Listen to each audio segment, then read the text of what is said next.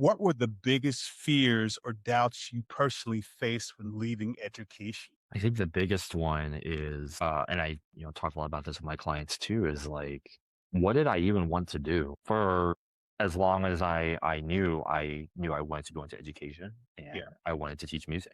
And Yeah. I didn't really know much beyond that, to be honest. And I know that's the case for many, right?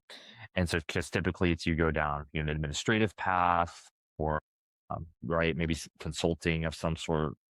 There's not a lot of very obvious paths to go down outside of education itself, right? So my first hesitation was, what the heck do I even want to do?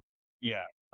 So I would say that would have been the first one. And then I would say the second piece that I really worked through was, you hear all the time as a transitioning teacher that, my skills are adaptable, right? Yeah. Classroom skills are adaptable into the corporate workforce, whatever you decide to do. And I obviously fully believe that. But when I was going through this myself back in 2020, 2021, I was like, what does that even mean? What skills do I even have that are transferable?